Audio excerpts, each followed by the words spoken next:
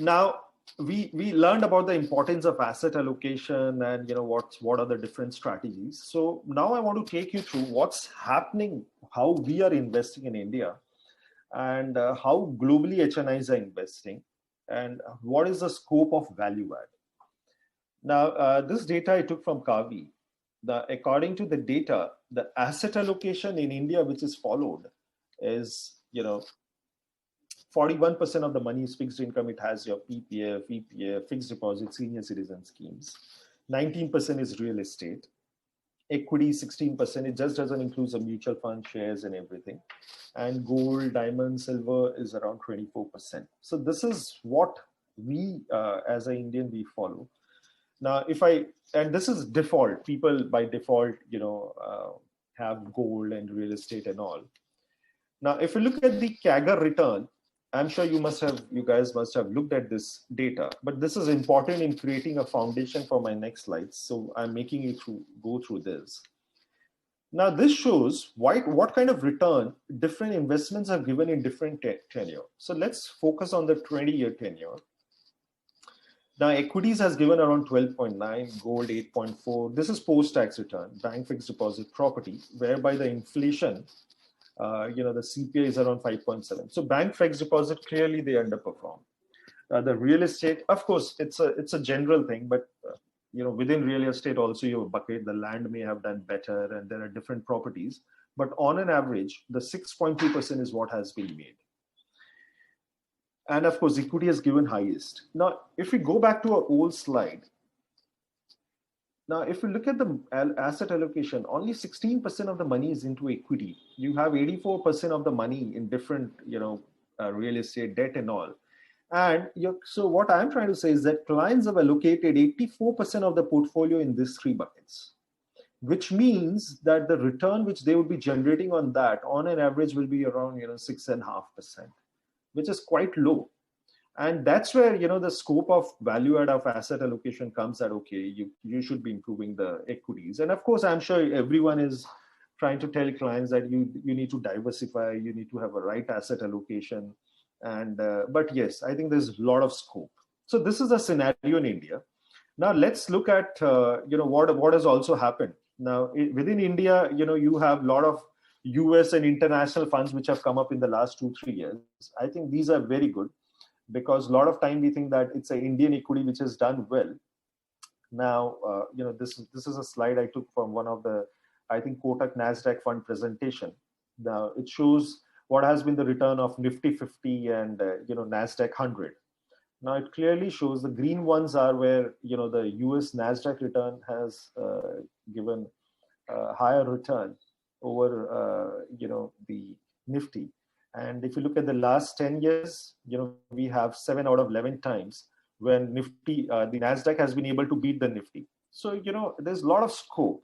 And why I'm telling you this is that if you're able to do right asset allocation, even allocating money into different buckets, rather than just going to the clients and saying, okay, do some Indian equity and all, I think if we do our research well, and add asset classes which are efficient and which has the potential of getting better return, it will have a huge impact. And as we can see, in fact, personally also, we started adding US markets to our clients 2-3 years back. It has been not, we started adding 2017-18. And right now we have around 15-20% of our clients' money invested in US. And personally, I think we were late because if you look at the return of last 10 years, of the US markets, that's far higher than the Indian market. But I think it's still not late. So it's important that you add more asset classes in your portfolio. So this is the Indian scenario. Now let's look at what is happening globally. Now this data I took from Capgemini. This was this report came out in 2019. Now this shows that how HNIs, what kind of asset allocation they follow. So if you look at the 2018, they have around 31% of the money in equities, against 16% what we have in India. They have cash, real estate, fixed income, and they have 9.4% in alternate investments. Now, one key difference, in fact, two key difference, what the Indian HNIs have, vis-a-vis the global HNI is allocation to equities and alternate investments. And I think the Indian investors have less equity. There's always, globally investors are investing more in equities. One of the reason also is that because the interest rates in India is high. So people are comfortable, when you're getting 8% return in your fixed deposits, which you were getting in the past, or debt funds, people were having high asset allocation towards debt. But globally, people hold higher asset allocation in equity. Alternate investments, I think, is where the big difference comes. Your venture capital investments, private equity investments, commodities, these are something which is missing. And this is what is going to happen in next 5 years or 10 years in India. So this is a direction which you're getting, because what happens in developed markets at some point of time will also happen in India.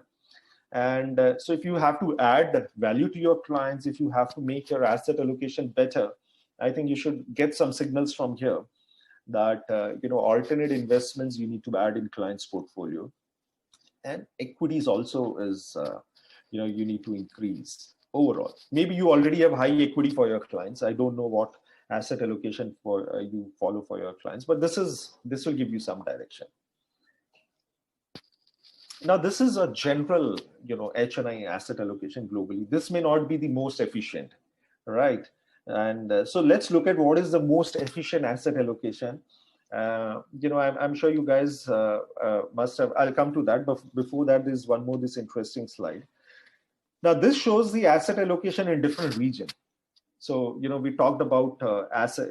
People have higher equities. Now, that may not be valid for all the parts of the world. Some parts will have higher equities, like US, North America, they have higher equities. The Latin America, they have less equities. Similarly, alternate is more popular in Europe and US. The Asian markets, I think, Japan also doesn't have a high alternate exposure.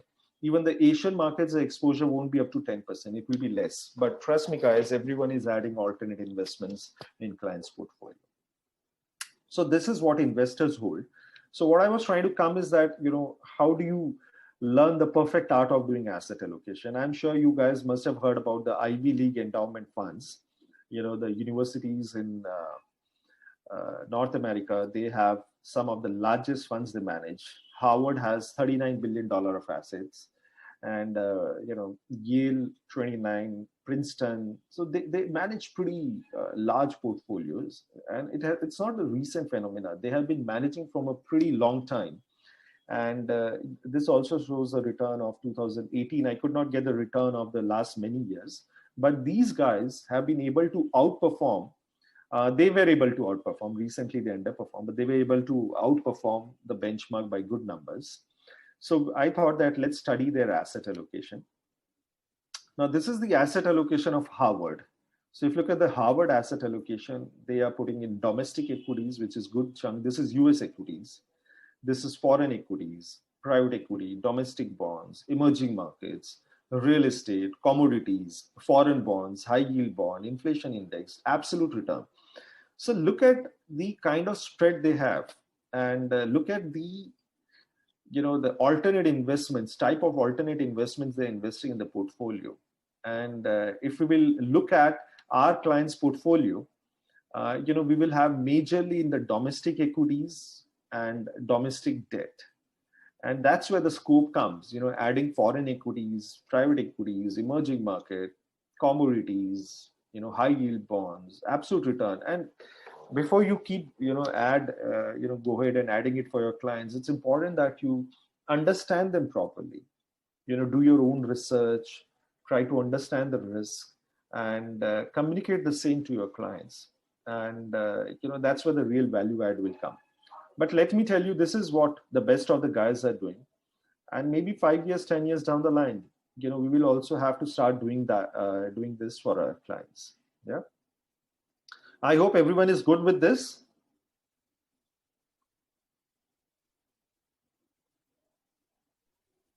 Super. So I'm getting a lot of yes, which is good. And it makes me really happy about this. Thank you so much. So let's go ahead and see.